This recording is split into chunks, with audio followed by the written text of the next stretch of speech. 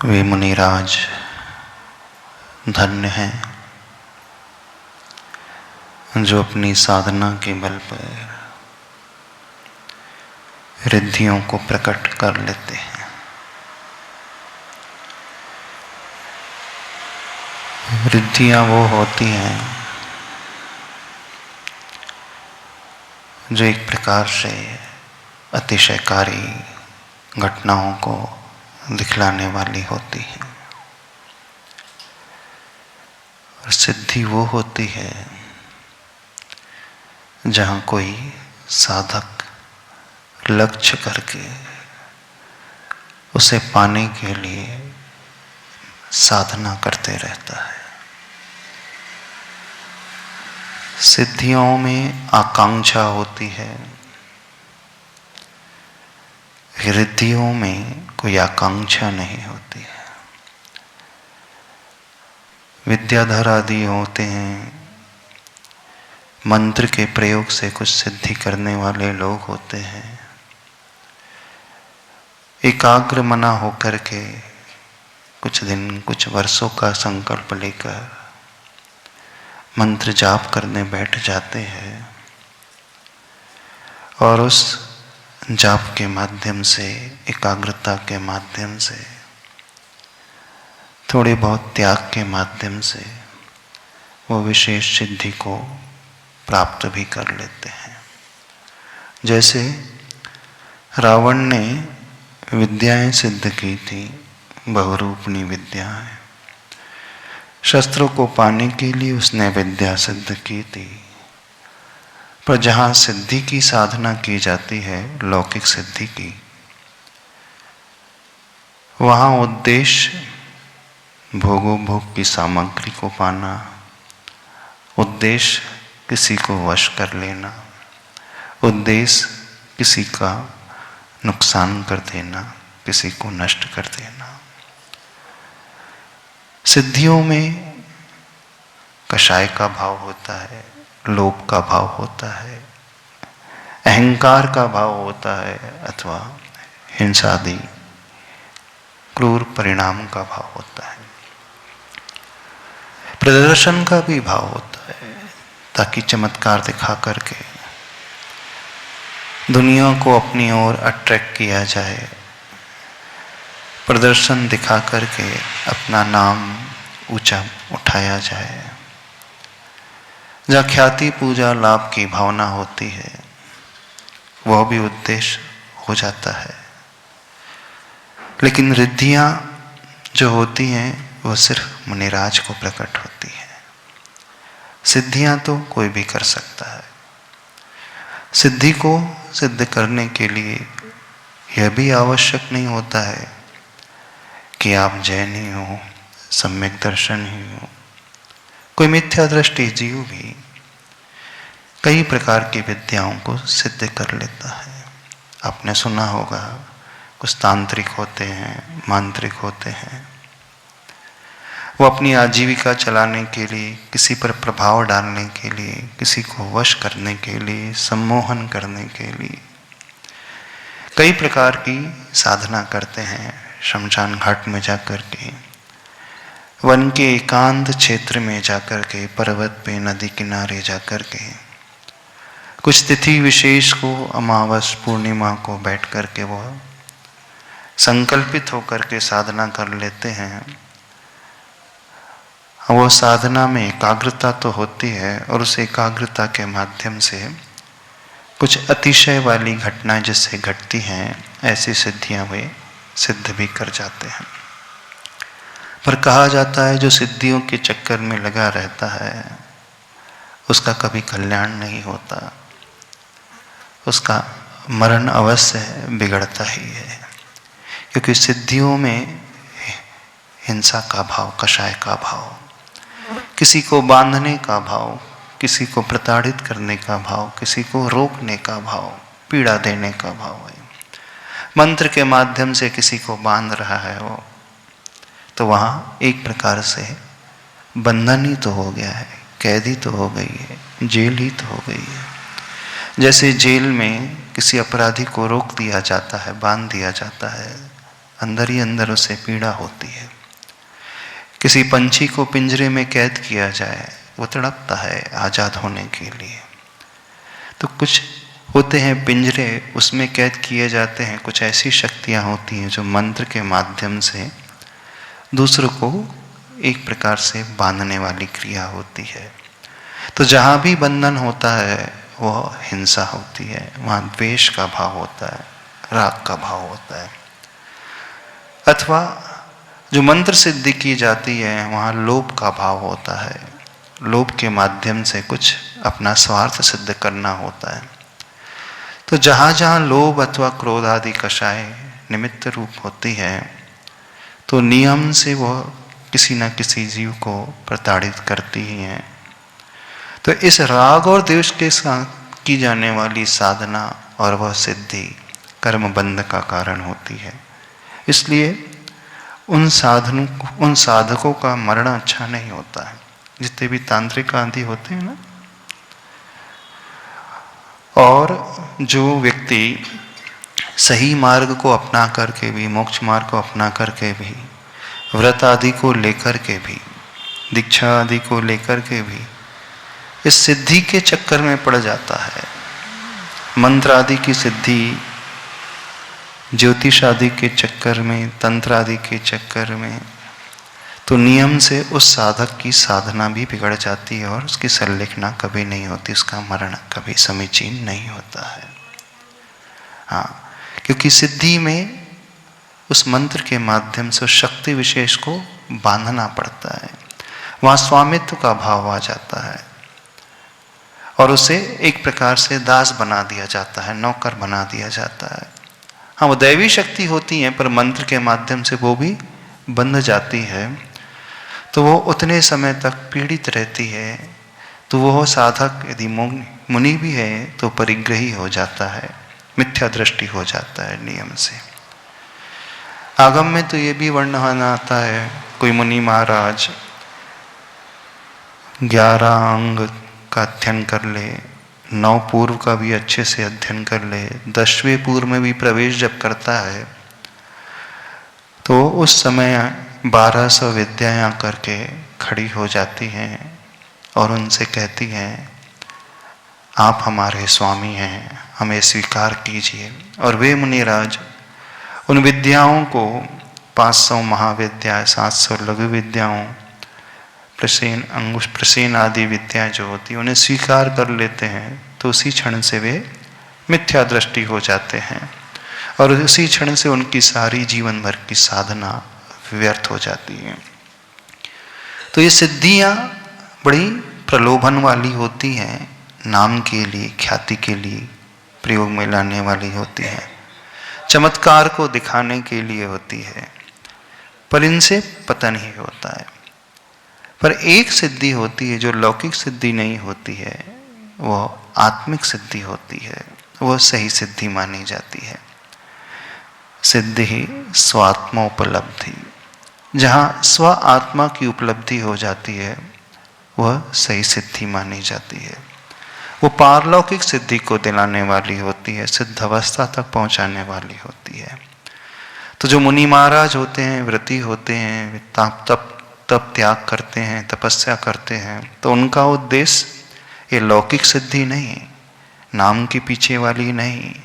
लौकिक सिद्धि जैसे आपने कथाएं पढ़ी होंगी, अंजन चोर को अंजन गुटिका मिल गई थी, वो अदृश्य हो जाता था। कुछ सम्मोहन विद्याएं होती हैं, वो सम्मोहित कर लेते हैं दूसरों को। चमत्कारिक दिग्विद्याएं होती हैं। तो ये सब लौकिक विद्याएं कहलाती हैं, लौकिक सिद्धि के रूप में। इनसे उत्थान नहीं, सिर्फ पतन ही होता है। तात्कालिक उस सिद्धि का प्रयोग करने वालों के भक्त तो बन जाएंगे, चमत्कार को नमस्कार करने वाले बहुत से मिल जाएंगे, पूजा करने वाले, नाम लेने वाले बहुत से मिल जाएंगे, पर वह उस साधक को भ्रष्ट कर देते हैं और नष्ट कर देते हैं। लेकिन जिन रिद्धि मंत्र की हम अथवा रिद्धि की हम बात कर रहे हैं, ये रिद्धियां उन मुनि महाराज को प्रकट होती हैं जो निष्प्रह, निर्लिप्त, निरपेक्ष, निस्वार्थ होकर के साधना करते हैं। रिद्धियां स्वतः ही प्रकट होती हैं। सिद्धियों के लिए उद्देश्य लक्ष्य बनाकर के साधना की जाती है। उनका उद्देश्य सिर्फ उस सिद्धि को पाना है, उससे अलावा कुछ नहीं। जो सिद्धि के चक्कर में पड़ जाता है, चमत्कार के चक्कर में पड़ जाता है, वो अपने उस मुख्य लक्ष्य को भूल जाता है। धर्म का मुख्य लक्ष्य, दीक्षा का मुख्य लक्ष्य, साधना का, व्रत का, उपवास का, त्याग का, तपस्या का क्या लक्ष्य होना चाहिए? आत्म कल्याण, है ना? आप लोग भी जो धर्म करते हो, व्रत उपवास की साधना करते हो, वो क्या लक्ष्य लेकर के? श्रावक प्राय बहक जाता है। जब भी वो धर्म करता है, बड़े बड़े तप करता है, उपवास करता है, दान दे देता है, तो वो उस साधना के एवज में कोई कामना अपने मन में ला लेता है। कौन सी कामना लाते हैं आप लोग प्राय? परिवार की, बच्चों की, हाँ, बच्चों की शादी हो जाए, व्यापार अच्छा चलने लगे, दुकान हो जाए, अच्छा घर हो जाए, सुविधाएं हो जाए, स्वस्थ हो जाए हम। श्रावक प्राय जितना भी धर्म करता है वो आकांक्षा को लेकर के ही धर्म करता है। आप लोग भी में से अधिकतर वही होंगे, है ना? यही है ना कि आपका लक्ष्य आत्मा का कल्याण करना। कहते हैं मुख से। जब जीवन में आपत्ति आती ना, परिवार पे विपत्ति आती, परेशानी आती है, कोई बीमार पड़ जाए अथवा पैसा आना बंद हो जाए, दुकान चलना बंद हो जाए, तो क्या कहता है भगवान के पास आकर के, गुरु के पास आकर के क्या कहता है बताओ? धीरे से गुरु से क्या मांगते हो? एक मंत्र तो मांगते हो, महाराज जी एक मंत्र दे दो ताकि समस्या का निवारण हो जाए, है ना? सबके सामने नहीं कहते हो, धीरे से जब कोई नहीं होता है उस समय कहते हो। एक विशेष मंत्र दे दो, हमारी दुकान अच्छे से चलने लगे। एक विशेष मंत्र दे दो, बच्चों की अच्छे से शादी हो जाए। एक मंत्र दे दो, घर में सब शांति आ जाए। धीरे से कहता है। देखो यदि हम यहाँ मंत्र बांटने बैठ जाएं तो क्या हो जाएगा? भीड़ लग जाएगी कि नहीं? हाँ, भीड़ लग जाएगी कि नहीं? यदि हम आपसे कहें कि मंत्र ठीक 4 बजे से 5 बजे तक ही मिलेगा, उसके बाद नहीं मिलेगा सारा सवेरे, तो अपना घर छोड़ करके यहाँ पे रात के अंधकार में आ जाओगे और लाइन लगाकर खड़े हो जाओगे। खड़े हो जाओगे कि नहीं? खड़े हो जाओगे कि नहीं? क्योंकि हर व्यक्ति को मुख्य रूप से अपना स्वार्थ ही दिखता है। दुनिया में धर्म करने वाले बहुत कम है ना? आप जो धर्म भी करते हो उस धर्म के बदले में कोई लौकिक आकांक्षा पाल ही लेते हो। अधिकतर ऐसे ही मिलते हैं। श्रावक की क्या कहें, बड़े बड़े कुछ साधक भी हो जाते हैं, वो भी इसके चक्कर में आ जाते हैं और फंस जाते हैं। यदि ऐसा ना होता तो कब से हमारी मुक्ति हो गई होती? अभी तक मुक्ति नहीं हुई संसार से। ऐसा नहीं कि जैन धर्म पहली बार मिला है। कितने बार मिला होगा जैन धर्म? कई बार मिला है। वीतरागी प्रभु कितने बार मिले? कई बार मिले हैं। सच्चे गुरु कितने बार मिले हैं? कई बार मिले हैं। आपने धर्म में कितने बार आकर के भगवान की पूजा व्रत उपवास किए हैं? कई बार किए हैं। फिर भी उद्धार नहीं हुआ, तो क्यों नहीं हुआ? तो आगम ये कहता है, आचार्य कुंद स्वामी कहते हैं, धम्मम भोग निमित्तम नदुतो कम्मक्षय निमित्तम सद्धि रोचेदी पुणे विपासेदी। वो श्रद्धा करता है, धर्म की रुचि करता है, स्पर्श करता है, प्रतीति करता है। सद्धि रोचेदी पुनो विपासेदी, पर क्यों करता है? धम्मम भोग निमित्तम, धर्म जो पालन करता है, साधना जो करता है, तपस्या जो करता है, दीक्षा ग्रहण कर लेता है अथवा दान आदि देता है, श्रावक बड़े बड़े विधान कर लेता है। क्यों? धर्म भोगों के निमित्त को लेकर के पालता है। नदुतो कम्मक्षय निमित्तम, कर्म क्षय के निमित्त से वो धर्म का आलम्बन व्रत उपवास त्याग का आलम्बन नहीं लेता है। अधिकतर यही होता है कि नहीं? वैसे आप रोज आकर के भगवान से नहीं मांगते, रोज आकर के गुरु से नहीं मांगते, जब विशेष आपत्ति आती तभी मांगते हैं, है ना? जैसे वो स्टूडेंट होता है ना, रोज भगवान से कुछ नहीं कहता, जब उसका रिजल्ट आना होता है तभी जाकर के कहता है भगवान से, भगवान रिजल्ट अच्छा आ जाना चाहिए। जब उसकी एग्जाम होती है तभी मंदिर जाता है, पेपर अच्छा चला जाए। वो बच्चा होता है छोटा। और जो बच्चों के गार्जियन होते हैं वे रोज तो नहीं मांगते, कब मांगते हैं? जब कठिनाई बहुत बड़ी आती है तभी मांगते हैं। ऐसे ही है ना?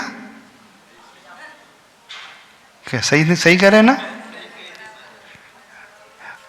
ठीक उस विद्यार्थी की भांति जो साल भर खूब अच्छे से पढ़ाई करता है लेकिन फाइनल एग्जाम में ही चीटिंग कर लेता है, कॉपी करता है, तो क्या होगा? रोज कभी कुछ नहीं किया उसने, जिस दिन फाइनल पेपर था उसी दिन वो नकल करने लगता है, तो क्या हो जाएगा? पास होगा कि फेल होगा? अरे उसने एक ही दिन चीटिंग की है, बाकी साल भर तो सारी क्लासेस अटेंड की, सारी अच्छे से कोचिंग की, सारी अच्छे से मेहनत की है। तो परीक्षा की घड़ी ही होती है, वो निर्धारित करती है कि स्टूडेंट फेल होता है कि पास होता है।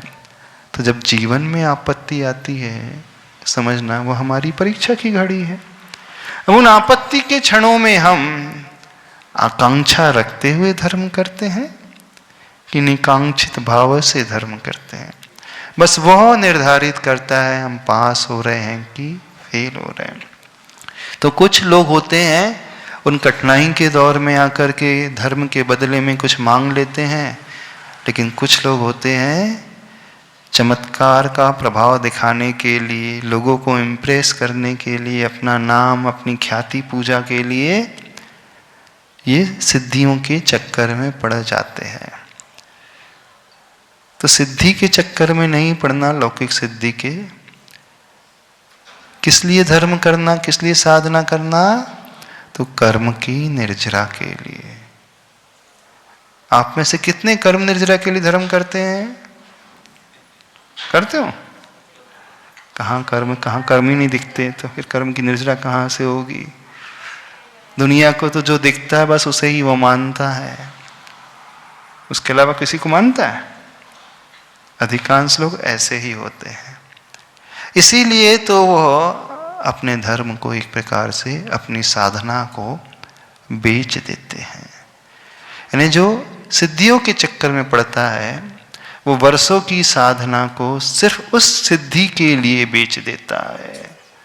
और जो बेचने वाला हो जाता है तो वह व्यापारी माना जाता है, वो साधक नहीं माना जाता।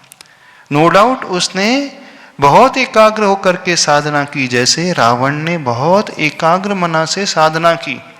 ऐसी साधना की रावण ने, उपसर्ग उस पर होता रहा, फिर भी वह डिगा नहीं, अपनी साधना को छोड़ा नहीं, जाप को छोड़ा नहीं। उसका योग बहुत एकाग्र बना हुआ था, मन उसका भटक नहीं रहा था, मन उसी मंत्र में लगा था, लेकिन उसका उद्देश्य गलत था। उसका उद्देश्य हिंसा का था, अथवा उसका उद्देश्य सिर्फ लौकिक सिद्धि को पाने का था, लोभ का था। तो जहां लोभ अथवा क्रोध का कषाय का भाव आ जाता है और उस निमित्त से कोई सिद्धि की जाती है, तो वो हमारे पतन के लिए कारणभूत होती है। लेकिन जिन रिद्धियों की हम बात कर रहे हैं, उन रिद्धियों को प्राप्त करने वाले जो साधक होते हैं वो एकमात्र मुनि महाराज होते हैं। वे भी ऐसे महामुनि महाराज होते हैं जिनका कोई प्रयोजन लौकिक नहीं होता है।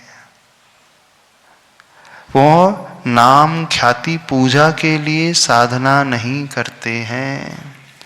वो आगामी काल में मुझे इंद्र आदि का पद मिल जाए, इस प्रकार ध्यान को रखते हुए कोई कठोर साधना नहीं करते हैं। तो कैसी साधना करते हैं? वो निर्दोष 28 मूल गुणों का पालन करते हैं और उस साधना के बल पर वो कुछ भी सांसारिक इच्छाएं अपने मन में नहीं रखते हैं। इन्हें जिनकी गहरी निष्प्रहता होती है, गहरी निर्लिप्तता होती है, निष्प्रहता अर्थात कोई इच्छा नहीं हो रही कि वर्षों हम तपस्या कर रहे हैं, गर्मी सर्दी सहन करते हुए जंगल में एकाग्र खड़े होकर के बैठ कर के एकासन में 4-4 महीने तक साधना कर रहे हैं। इस उपवास के बदले, साधना के बदले ये मिल जाए वो मिल जाए, कोई इच्छा नहीं, ना कोई नाम की इच्छा, ना कोई यह इच्छा कि कोई राजा महाराजा आकर के हमारी पूजा करे, बड़ी ठाट बाट से हमारा प्रचार प्रसार करे, ऐसी कोई आकांक्षा उनकी नहीं होती है। सिर्फ एकमात्र आकांक्षा होती है, जिन गुण संपत्ति हो मध्यम, कम्मक खो दुख खो बोही लाहो समाही मरणम, जिन गुण संपत्ति हो मध्यम।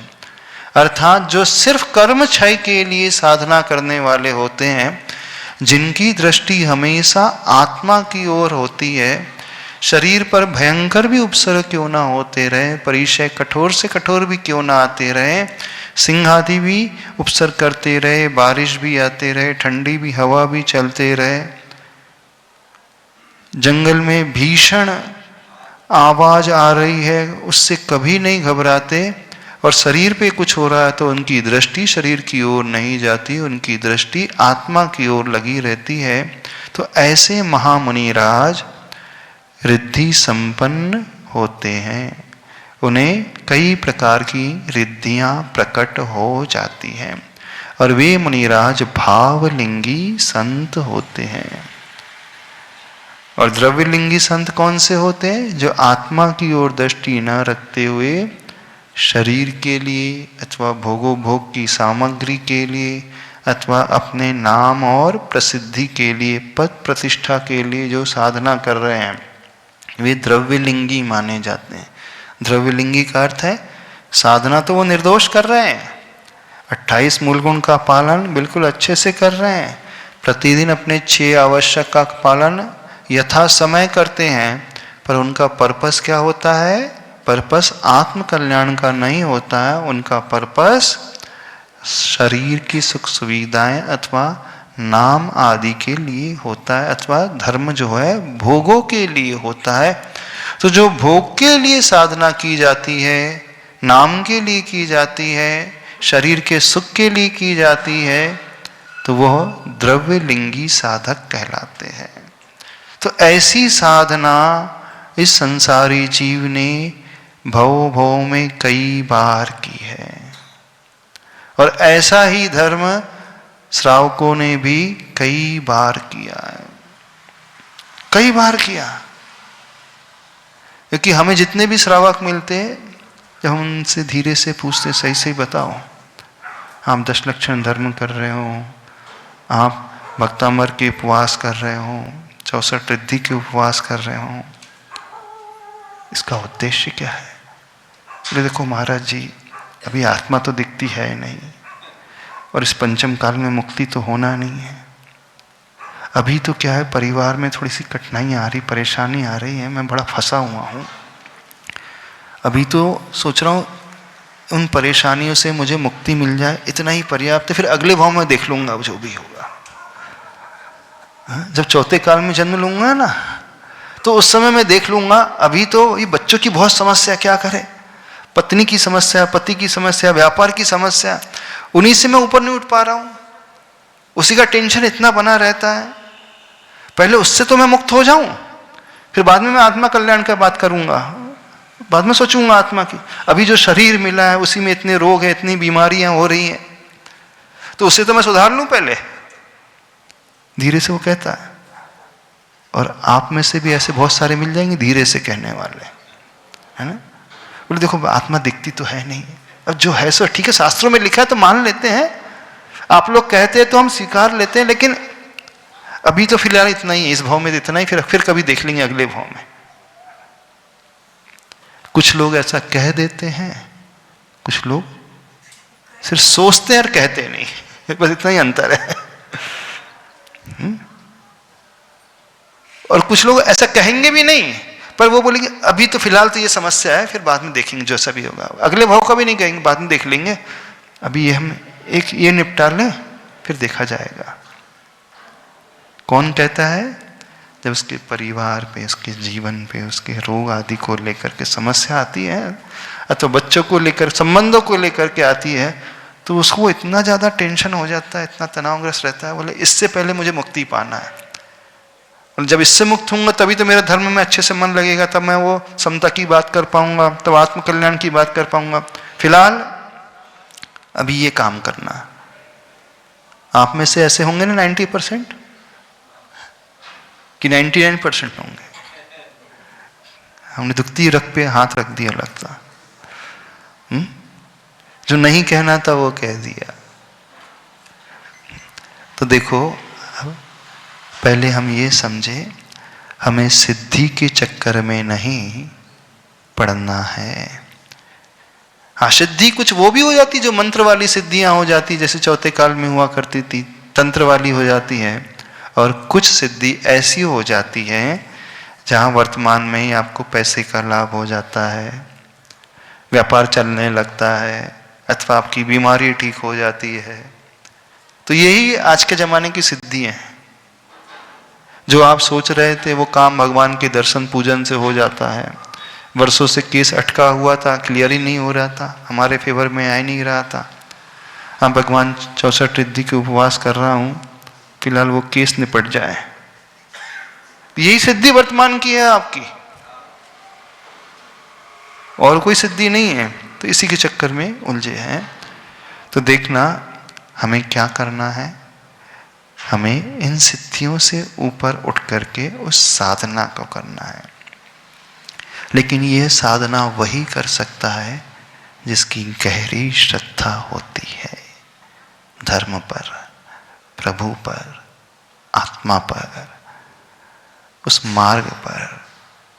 तभी वह उन व्रत उपवास को इस प्रकार से कर पाता है, अन्यथा वो बहकावे में आ जाता है, चमत्कार से वो प्रभावित हो जाता है। जब यहाँ का सुनता, वहाँ का सुनता, वहाँ 1000 लोग, वहाँ लाख लोग, तो उसे लगता है सही तो वही है, अपन भी ट्राई करके देखते हैं, हो जाता है।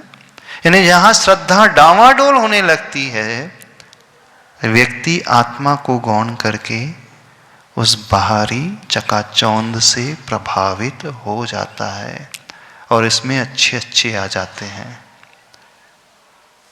ध्यान से सुनना। तो जिसकी हम बात कर रहे हैं, हम उन रिद्धिधारी महामुनि महाराज की बात कर रहे हैं। वे महामुनि राज ऐसे होते हैं जो आत्मा को छोड़ करके कभी और भाव लाते ही नहीं। उनकी दृष्टि में परमार्थ ही एक मुख्य होता है, कोई अर्थ आदि, स्वार्थ आदि नहीं होता है।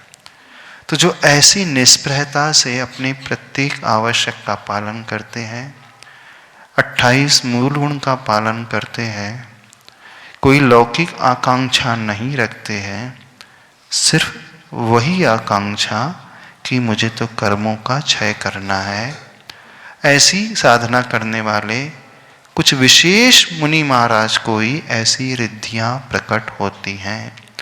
और वो रिद्धियां मूल रूप से 8 प्रकार की होती हैं। उसमें पहली रिद्धि होती है बुद्धि रिद्धि, दूसरी रिद्धि होती है क्रिया रिद्धि, तीसरी विक्रिया रिद्धि, चौथी रिद्धि होती है तप रिद्धि, पांचवी बल रिद्धि, छठवीं औषधि रिद्धि, सातवीं रस रिद्धि और आठवीं अक्षीण रिद्धि। अब ये महामुनि महाराज हैं, भावलिंगी हैं, सर्वोत्कृष्ट साधक हैं। पंचम काल में ऐसे महामुनि राज नहीं मिलते, चौथे काल में मिलते हैं। लेकिन आज भी ढाई द्वीप में ऐसे महामुनि राज विदेश क्षेत्र में हैं, क्योंकि विदेश क्षेत्र में हमेशा चतुर्थ काल रहता है। तो ठीक है, आज हमें वे रिद्धिधारी मुनिराज नहीं मिलते हैं, तो क्या करें हम? उन्हें भूल जाएं? नहीं। अब हम उन मुनि महाराज को याद करेंगे, रिद्धिधारी मुनि महाराज को। हमारे उन्हें याद करने का उद्देश्य वो रिद्धि हमें मिल जाए नहीं, हमारा उद्देश्य इतना है कि जिनकी ऐसी कठोर साधना रही है, उन्हें जब हम नमस्कार करते हैं, उनके मंत्र की हम जाप करते हैं, तो हमारा भी आंतरिक विकास वैसा होने लगता है। तो ये 8 मूल रिद्धि होती हैं, फिर इन्हीं के प्रभेद हो जाते हैं 64 रिद्धि। तो ये 64 रिद्धि के स्वामी कौन होते हैं? तीर्थंकर भगवान, केवली भगवान। तो जिन तीर्थंकर भगवान की आप पूजा करते हो, उपासना करते हो, अभिषेक करते हो, जाप देते हो, ध्यान आदि करते हो, मंदिर में जाकर के उनके दर्शन करते हो, तो किस उद्देश्य को लेकर के करते हो? वंदे तद्गुण लब्धये। हे प्रभु, मैं वंदना करता हूं, क्यों? आप जैसे गुणों को उपलब्ध करने के लिए। अब देखना, अब तीर्थंकर भगवान को हमने सिर्फ शास्त्रों में पढ़ा है, मंदिरों में उनकी प्रतिमा को देखा है, लेकिन साक्षात उनके दर्शन नहीं किए हैं। तो उतना विशुद्ध भाव एकदम से आसानी से हर एक का नहीं हो पाता। लेकिन यदि हमने गुरु महाराज के दर्शन किए हैं, उनकी साधना देखी है, उनकी चर्या देखी है, उनकी एक एक आवश्यक देखे हैं, एक एक क्रियाएं यदि देखी हैं, तो उन्हें हम विजुलाइज बड़ी आसानी से कर लेते हैं। और जिसका हम विजुलाइजेशन कर लेते हैं, तो उन्हें याद करते हुए हमारे विशुद्धि बड़ी आसानी से बढ़ने लगती है। तो हमें क्या करना है? उन महामुनि महाराज को याद करते हुए, कैसे याद करना है? अब आप कहोगे कि हमने तो भी उनके भी दर्शन नहीं किए, लेकिन हमने किनके दर्शन किए? आचार्य भगवान के दर्शन किए। तो इस पंचम काल में वे चलते फिरते साक्षात रिद्धि संपन्न मुनि महाराज की ही भांति थे। तो उनकी हर क्रिया को जब हम विजुलाइज करेंगे, याद करेंगे, देखेंगे, और वह उन्हें से जोड़ने की कोशिश करेंगे जो 64 रिद्धियों से, 63 रिद्धियों से, 2 रिद्धि से, 8 रिद्धियों से सहित है, तो हमारा उपयोग बहुत अच्छे से शुद्ध होने लगता है और जुड़ने लगता है। क्योंकि आज तीर्थंकर भगवान का समोसरण तो हमें मिलता नहीं है। हमें कौन मिलते हैं? सिर्फ गुरु महाराज ही मिल सकते हैं। तो गुरु महाराज भी वही दिगंबर रूप को धारण करने वाले होते हैं। जैसे वे रिद्धिधारी मुनि महाराज होते हैं, उनका रूप भी दिगंबर ही होता है। उनके पास भी तिल तुस मात्र कोई परिग्रह नहीं होता है, कुछ नहीं होता है।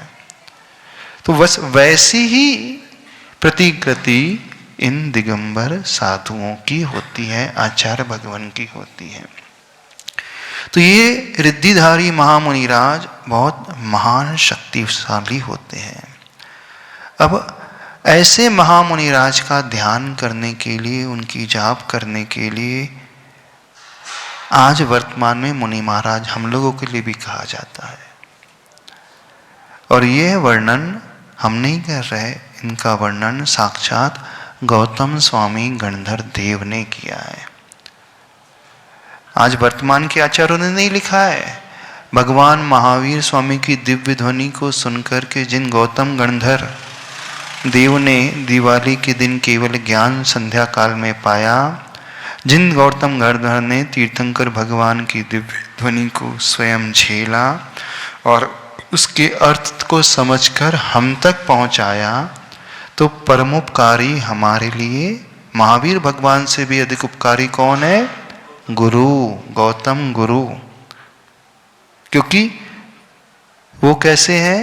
जैसे एक पावर हाउस से इलेक्ट्रिसिटी जनरेट होती है, लेकिन डायरेक्ट कनेक्शन यदि आपके घर में आ जाए तो क्या होगा? डायरेक्ट करंट आ जाए तो पूरी सब लाइन उड़ जाएगी। आपके घर में कौन सी इलेक्ट्रिसिटी आती है? एसी वाली, अल्टरनेट करंट वाली, यानी वो पावर हाउस से जो है बिजली पैदा होती है, ट्रांसफार्मर के थ्रू फिर आपके घर में आती है, तो वो आपके उपयोगी रहती है। नहीं तो हाई टेंशन लाइन का प्रयोग करोगे तो स्वयं भी जल जाओगे। तो तीर्थंकर भगवान की दिव्य ध्वनि तो उस हाई टेंशन वोल्टेज की भांति होती है, उसे तो हम झेल ही नहीं सकते, उसे हम समझ ही नहीं सकते। इतनी शक्ति, इतनी सामर्थ्य हमारे भीतर है ही नहीं कि डायरेक्ट हम उनकी वाणी का श्रवण करके उसका अर्थ निकाल पाए। तो हमारे लिए ट्रांसफार्मर की भांति कौन होते हैं? गणधर परमेष्टि, गौतम गुरु, गौतम स्वामी गणधर जो हुए वे गुरु कहलाते हैं। उन्होंने उस हाई टेंशन वोल्टेज को अल्टरनेट करंट में कन्वर्ट करके घर घर पहुंचाया, यानी हर एक व्यक्ति तक पहुंचाया, तो उसे हम समझ पा रहे हैं। तो हमारे लिए डायरेक्ट उपकारी कौन हो गए? तीर्थंकर से भी बड़े कौन हो गए? गुरु हो जाते हैं। इसलिए गुरु को भगवान से भी बड़ा माना जाता है। सत्य यह है कि तीर्थंकर भगवान बड़े हैं, लेकिन हमारे लिए तो प्यास बुझाने वाले तीर्थंकर तो नहीं हो गए ना, हमारे लिए ज्ञान की धारा देने वाले तीर्थंकर नहीं हुए। हाँ, उनके बिना मिला भी नहीं, लेकिन हमारी प्यास किसने बुझाई? गौतम गणधर देव ने। हमें शिक्षा किसने दी? उन गुरु ने। इसलिए उनको जब हम स्मरण करते हैं, उन्हें हम नमस्कार करते हैं, उन मंत्र की हम जब जाप करते हैं, तो सीधा डायरेक्ट कनेक्शन उनसे जुड़ जाता है। इसलिए हम बड़ों को पहले नमस्कार न करके गुरु को पहले नमस्कार करते हैं। नमोकार मंत्र में पहले हमने किसे नमस्कार किया? सिद्धों को नहीं किया, अरिहंतों को किया। सिद्ध बड़े हैं, अरिहंत छोटे हैं। अरिहंतों को क्यों किया? क्योंकि अरिहंत भगवान तीर्थंकर भगवान की दिव्य ध्वनि करी। वही तो चौथे काल से आ रहा है, लेकिन अभी पंचम काल में तो अरिहंत से भी बड़े कौन हो गए हमारे लिए? अरिहंत बड़े हैं, आचार्य परमेष्टि गुरु छोटे हैं, पर हमारे लिए उपकारी गुरु हो गए। इसलिए सर्वप्रथम गुरु को याद किया जाता है। इसलिए याद किया जाता है कि उनसे हमारा कनेक्शन बड़ा इजीली हो जाता है। इसलिए इन गणधर वलय मंत्र की जाप हर एक व्यक्ति को करना चाहिए। ये 64 रिद्धि मंत्रों की जाप हर एक व्यक्ति को करना चाहिए। जब हम इनकी जाप करते हैं और इनका ध्यान करते हैं, तो स्वतः ही बिना मांगे अपने आप वह शक्ति हमें प्राप्त हो जाती है, और उस शक्ति के माध्यम से हम हर प्रतिकूलता को फेस कर पाते हैं। अब देखना, यहाँ उद्देश्य हमारा उस शक्ति को पाना नहीं है, उद्देश्य हमारा लौकिक आकांक्षा को पाना नहीं है, उद्देश्य हमारा भोगोपभोग की सामग्री को पाना नहीं है। उद्देश्य हमारा इन जाप के माध्यम से, इन मंत्र के माध्यम से क्या है कि मैं अपने आप को आंतरिक रूप से मजबूत बनाता हूं। और जहां हम आंतरिक रूप से मजबूत बन जाएंगे, तो प्रतिकूलता, परिस्थिति विकट कितनी भी क्यों ना हो, हम उसका सामना आसानी से करते हैं। तो देखना, समझना, एक होता है संकट को निवारण करने के लिए मंत्र की जाप करना, और दूसरा होता है संकट को मैं सहन कर पाऊं इसलिए मंत्र की जाप करना। संकट दूर हो जाए या आकांक्षा हो गई, रोग दूर हो जाए आकांक्षा हो जाए, पैसे की कमी दूर हो जाए आकांक्षा हो गई। हम इसलिए नहीं कर रहे हैं, ये असमीचीन है, लेकिन मैं किस लिए कर रहा हूं? हे प्रभु, मुझे इतनी शक्ति दे दो कि हर संकट का मैं सामना आसानी से कर सकूं। ये समीचीन मार्ग हो गया। तो हमारा उद्देश्य भोगोपभोग की सामग्री, लौकिक सामग्री की प्राप्ति का नहीं है। हमारा उद्देश्य क्या है? हम आत्मिक रूप से इतने मजबूत बन जाएं, मानसिक रूप से इतने मजबूत बन जाएं कि हर समस्या को हम फेस कर पाए। तो इसमें कोई दोष नहीं माना जाता। कई लोगों के मन में प्रश्न उठ रहा होगा, महाराज जी आप भी कह रहे हैं कि मंत्रों की जाप से सब कुछ मिल जाता है, तो किस लिए? संकट दूर हो जाए इसलिए नहीं फेर रहे हम मंत्र, इसलिए फेर रहे हैं संकट को लड़ने की शक्ति मुझे प्राप्त हो जाए इसलिए। क्योंकि मंत्र जाप से ये कभी हो ही नहीं सकता कि जीवन में संकट ना आए। भगवान की भक्ति से कभी संकट दूर नहीं होते। जो ये सोचता है, ये समझता है कि मैं भगवान की बहुत सारी जाप दे लूंगा, मंत्र की जाप दे लूंगा, भगवान के दर्शन है, भगवान के अभिषेक है, उनके पूजन है, उनके विधान से मैं संकट से रहित हो जाऊंगा, असंभव। वो बड़ी भ्रम में है, क्योंकि संकट जो हमारे जीवन में आता है वो हमारे कर्मोदय से आता है, और कर्म के उदय ने तो भगवान को स्वयं को नहीं छोड़ा, पार्षद भगवान को नहीं छोड़ा, है ना। कमटका जी उपसर्ग करते रहा, क्योंकि जो हम अशुभ कर्म बांध करके आए हैं उसका तो उदय आएगा, फल तो मिलेगा ही।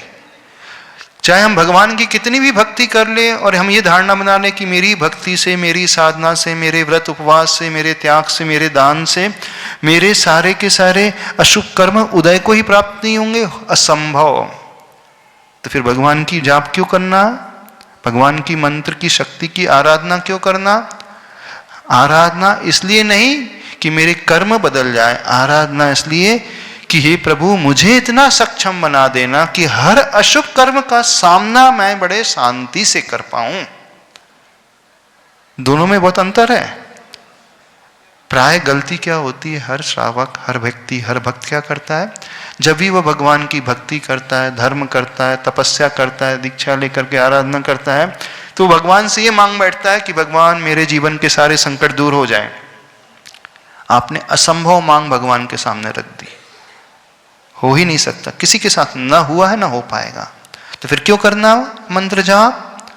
भगवान मैं मंत्र जाप इसलिए कर रहा हूं, परिस्थिति विकट से विकट कितनी भी क्यों ना है, मुझे उसकी चिंता नहीं है, बस मुझे इतना सक्षम बना देना कि हर परिस्थिति को मैं साम्य भाव से सहन कर सकूं।